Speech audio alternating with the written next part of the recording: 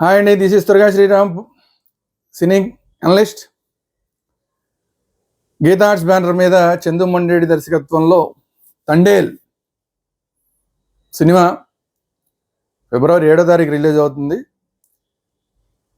So Naga Chaitanya, Sai Pallavi hit combination మళ్ళీ ఇంకోసారి repeat అవుతున్న ఈ సినిమా చాలా పెద్ద అంచనాలతోనే వస్తుంది. దీనికి సంబంధించిన ట్రైలర్ రిలీజ్ అయింది. ట్రైలర్ మీద రియాక్షన్స్ ఎలా ఉన్నాయి ఏంటి అనేది చూసే ముందు మన ఛానల్ వేదాంత ఛానల్ని సబ్స్క్రైబ్ చేసుకోండి. At the same time bell icon నొక్కండి. బెల్ ఐకాన్ నొక్కితే కనుక మీకు ఎప్పటికప్పుడు మీకు నచ్చిన వీడియోలు వచ్చినప్పుడల్లా అప్డేట్స్ వస్తూ ఉంటాయి. మన వేదాంత ఛానల్లో ఇలా సినిమా రివ్యూలు మాత్రమే కాకుండా క్రికెట్ రివ్యూలు, పొలిటికల్ రివ్యూలు, అలాగే భక్తి ఆధ్యాత్మిక సంబంధమైన అంశాలు, మోటివేషనల్ వీడియోస్ అన్నీ వస్తుంటాయి. కాబట్టి వేదాంత ఛానల్ సబ్స్క్రైబ్ చేసుకోండి. లేదు అలా కాదు, మాకు ఓన్లీ సినిమాలే ఇంట్రెస్ట్ అండి అంటే కనుక సినిమాలకు సంబంధించిన రివ్యూలు, సినిమా విశేషాలు వచ్చే సినిమా వేదాంత ఛానల్ ఉంది, దాన్ని సబ్స్క్రైబ్ చేసుకుని బెల్ ఐకాన్ నొక్కండి. Thank you very much. Thandel trailer విషయానికి వస్తే, చందు మొండేటి ఆ 2-2.5 నిమిషాల్లో ఇచ్చిన ట్రైలర్లో ఆల్మోస్ట్ కథ అంతా చెప్పేసినట్టే.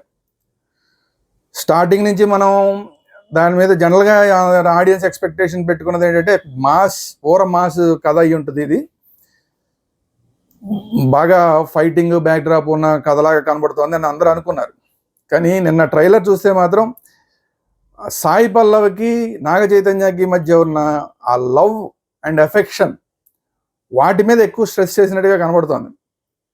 అంటే ఆల్మోస్ట్ ఫస్ట్ హాఫ్ అంతా కూడా చూస్తే మనకి సినిమాలో ఫస్ట్ హాఫ్ అంతా కూడా వీళ్ళ ప్రేమ వ్యవహారమే నడిచేలాగా ఉంది. వీళ్ళిద్దరి మధ్య ఉన్న బాండింగ్ ఏంటి, ఎంత ప్రేమగా ఉన్నారు అంటే పూర్తిగా ఈ శ్రీకాకుళం ప్రాంతంలో ఉన్న ఒక మత్స్యకార వర్గానికి సంబంధించిన ఫ్యామిలీలో జరిగే కథగా కనబడుతోంది. అలా ఒక మత్స్యకార ఫ్యామిలీస్ వాళ్ళల్లో మధ్య ప్రేమ, దాంతో ఫస్ట్ హాఫ్ అంతా నడిపించి వాళ్ళిద్దరికీ ఒక బాండింగ్ అనేది ఉంది అని చెప్పిన తర్వాత ఇంటర్వల్ బ్యాంగ్ వచ్చేసరికి హీరో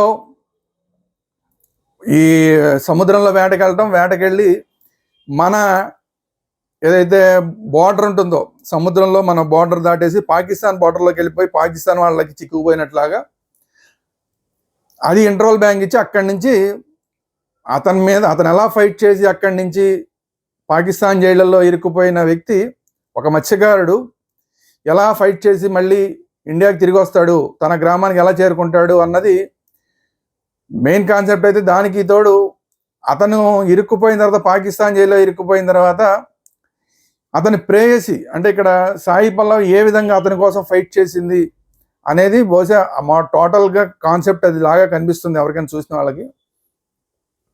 అయితే ఇందులో సాయి పల్లవి క్యారెక్టర్ అంతా కూడా మనకు చూస్తే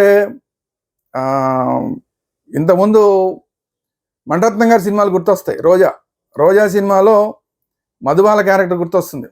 తన టెర్రరిస్టుల దగ్గర చిక్కుకుపోయిన తన భర్త కోసం ఏ విధంగా సెంట్రల్ గవర్నమెంట్తో పోట్లాడింది, ఏ విధంగా అక్కడ ఉన్న సైనికులతోటి పోట్లాడి ఏమైనా సరే నా భర్తను తీసుకురావాల్సిందే అని చెప్పి వాళ్ళ మీద ప్రెషరైజ్ చేసి ఎలా భర్తను సాధించి తెచ్చుకున్నది అనేది రోజాలో అద్భుతంగా చూపించారు. సో ఆ పాయింట్ని పట్టుకొని ఇప్పుడు ఇది తీశారా అనేది ఒక ఇది అంటే అంత స్ట్రగుల్ చేసి సాయి పల్లవి క్యారెక్టరు తన ప్రియుడి కోసం అని చెప్పి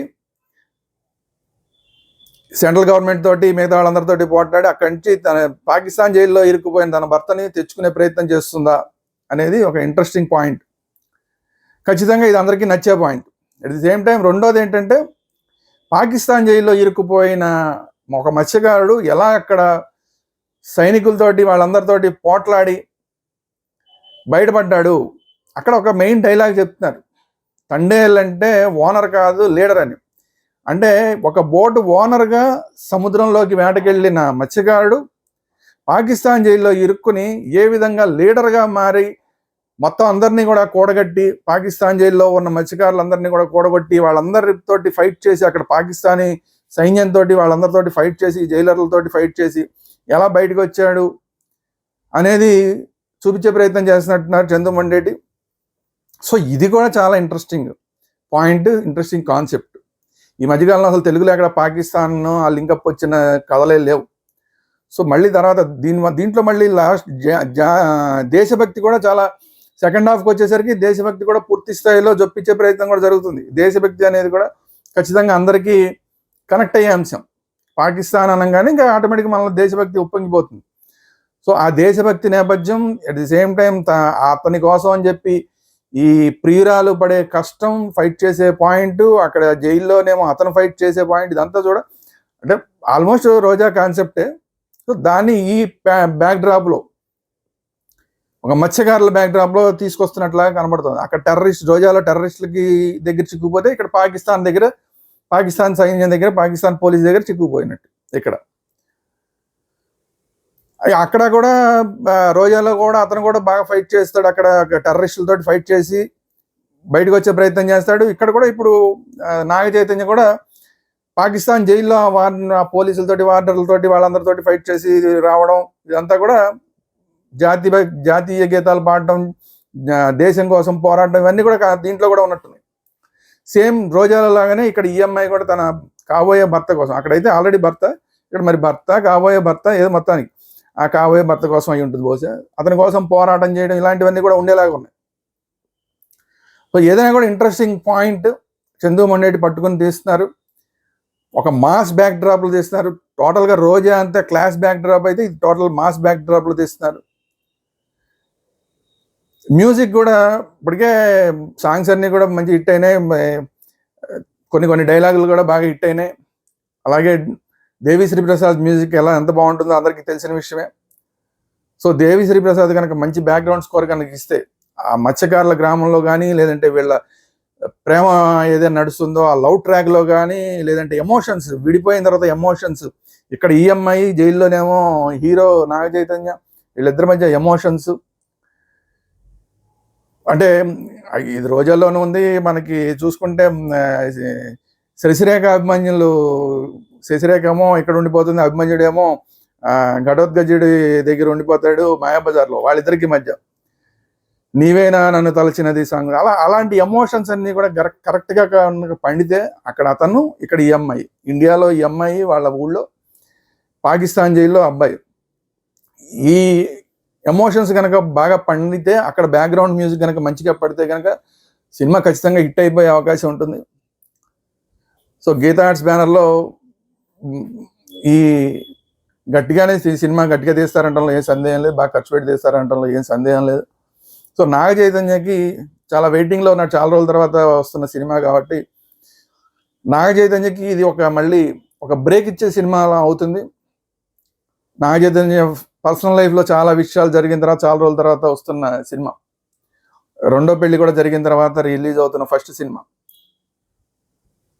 సో ఈ నేపథ్యంలో ఖచ్చితంగా హిట్ అవుతే కనుక అంత పాజిటివ్గా ఉందనుకోవాలి. లేదంటే కనుక మళ్ళా వేణుస్వామి ఎవరు అన్నాడు కదా, వీళ్ళిద్దరు విడిపోతారని నాగ చైతన్యకి సంబంధించి, ఆ రెండో భార్యకి సంబంధించి ఏదో చెప్పాడు.